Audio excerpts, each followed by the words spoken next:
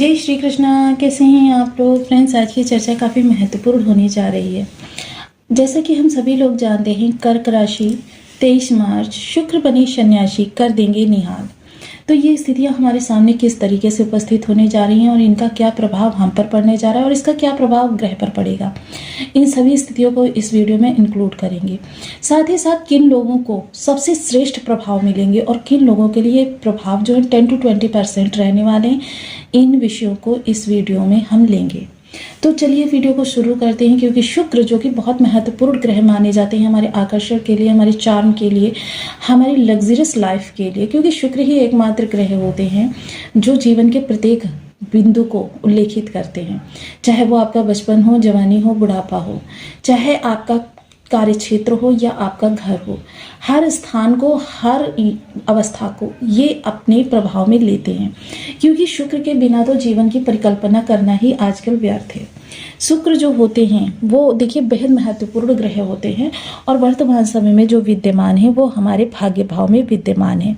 अब भाग्य भाव में विद्यमान है तो इनका प्रभाव जो है समझ लीजिए कि समस्त 12 भावों से प्राप्त होने वाला।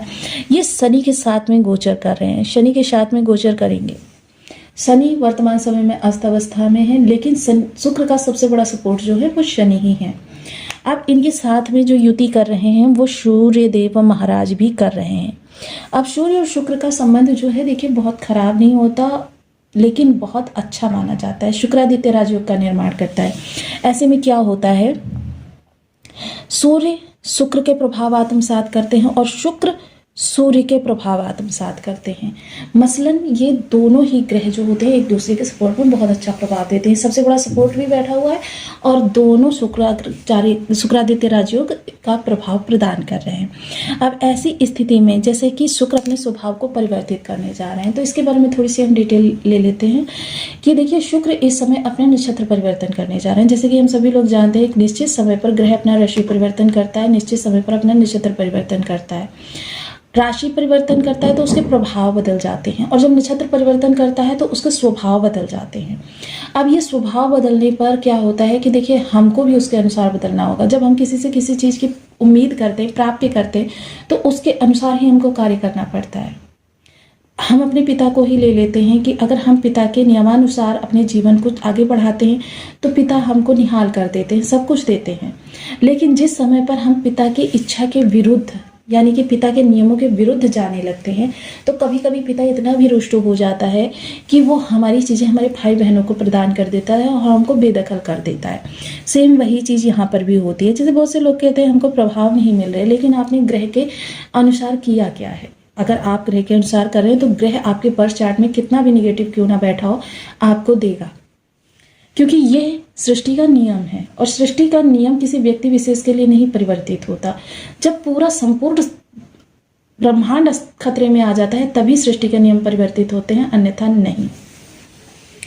अब शुक्रदेव जो कि अभी तक रेवती नक्षत्र से गोचर कर रहे थे, रेवती नक्षत्र जो है वो बुध देव का नक्षत्र है, और अब ये जा रहे हैं अश्विनी नक्षत्र में। अश्विनी नक्षत्र, अच्छा नक्षत्र का क्या प्रभाव पड़ता है, जैसे कि आपके कमरे में बल्ब लगा हुआ है और बल्ब की रोशनी जो है अगर पारदर्शी कांच चढ़ा हुआ है तो क्या है, चमकीली रोशनी आती है। लेकिन अगर उसके ऊपर हम हरा कांच चढ़ा दें तो उससे आने वाली जो किरणें होंगी वो हरी होंगी।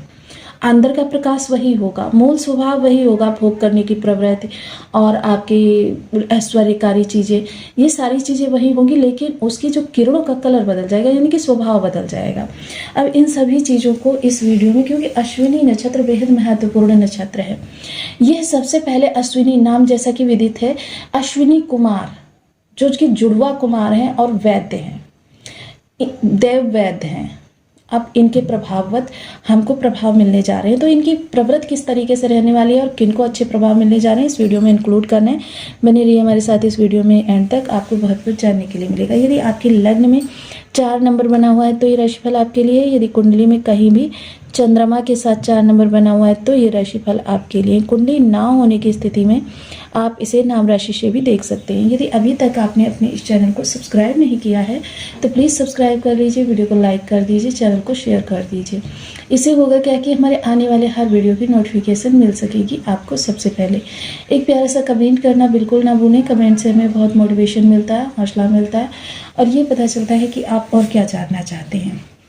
सबसे पहले एक चीज़ यहाँ पर हम देखें, क्योंकि अश्विनी नक्षत्र स्वामी जो है वो हैं केतु महाराज। केतु महाराज क्या हैं? केतु महाराज वर्तमान समय में बैठे हुए हैं आपके धन भाव में। अब आपके धन का और भाग्य का संबंध बन रहा है, तो यानी कि बेहद महत्वपूर्ण हो जाता है इस समय पर हमको अपने स्वभाव को परिवर्तित करना, क्योंकि मात्र कुछ ही दिन बचे हुए हैं शुक्र के इस भाव में। और शुक्र इतना सुंदर योग बनाकर बैठे हुए हैं कि देखिए, क्योंकि केतु को सन्यासी कहा जाता है। सन्यासी कहा जाता है क्यों? क्योंकि ये सबसे पवित्र ग्रह है और सबसे सौम्य ग्रह हैं। ये अपने प्रभावों को सीमित रखते हैं, लेकिन जब प्रचंडता पर आते हैं तो बहुत बड़े प्रभाव भी देते हैं, अचानक के प्रभाव रखते हैं। और अचानक का प्रभाव होना, समझ लीजिए कि हमारे जीवन में घटनाओं का पूर्वाभास नहीं होता, हमको पहले से अंदेशा नहीं होता, बल्कि अचानक चीज़ें परिवर्तित होने लगती हैं। वही चीज़ें यहाँ पर शुक्र के साथ होने वाली हैं। ऐसे में देखिए, जो लोग डिवोशनल रहते हैं, क्योंकि केतु एक आध्यात्मिक प्लेनेट है, उन लोगों को इसके श्रेष्ठ प्रभाव मिलेंगे। दूसरे जो भी कार्य आप कर रहे हैं, मोस्टली देखिए हम जिन कार्यों को कर रहे होते हैं या उन्हीं कार्यों को करते हैं जिनमें हम पूर्ण पारंगत होते हैं। अब पूर्ण पारंगत होने का मतलब ये होता है कि जिनमें हम दक्ष होते हैं। अब बहुत से लोग जब दक्ष हो जाते हैं तो क्या होते हैं, लापरवाही से कार्य करते हैं। अब जो लापरवाही से कार्य करते हैं, क्योंकि ये ग्रह हैं, हमारे अंदर भीतर बाहर सब कुछ जानते हैं, हमारे मन में कैसे विचार आ रहे हैं या हम चीज़ों को किस तरीके से दिखा रहे हैं, वो चीज़ें सब कुछ जानते हैं। तो इनके प्रभावों को बदलने के लिए देखिए, हमको भी इस समय डिवोशनल होना होगा, अंदर और बाहर दोनों से। और जो अंदर और बाहर दोनों से डिवोशनल हैं, वो उन लोगों के लिए 100% प्रभाव आएंगे। और जो देखिए अंदर से तो कुछ और हैं और बाहर से डिवोशनल दिखाने का प्रयास करते हैं, उनके लिए 10 to 20% प्रभाव रहने वाले हैं। साथ ही साथ जब अपने कार्यों में दक्ष हैं और लापरवाही से कार्य करते हैं, ऐसे लोगों के लिए 20 to 30% प्रभाव रहने वाले हैं। और जो तन्मयता से अपने कार्यों को करते हैं, पूर्ण लगन से अपने कार्यों को करते हैं, उनके लिए 100% इनके प्रभाव निकल कर आएंगे। यही अंतर होता है किसी एक व्यक्ति को ज़्यादा प्रभाव अच्छा मिलने में और दूसरे व्यक्ति को निगेटिव प्रभाव मिलने में।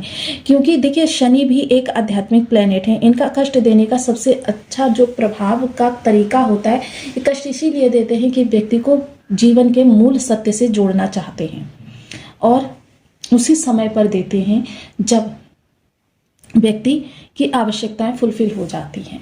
तो देखिए, अब यहाँ पर हम एक तो ये कर सकते हैं, ग्रह के अनुसार अपने जीवन को चला सकते हैं। दूसरा कर सकते हैं उपाय, जिसकी वजह से ग्रह हमारा यदि निगेटिव है या निगेटिव प्रभाव दे रहा है तो हमको अच्छा प्रभाव देने लग जाए।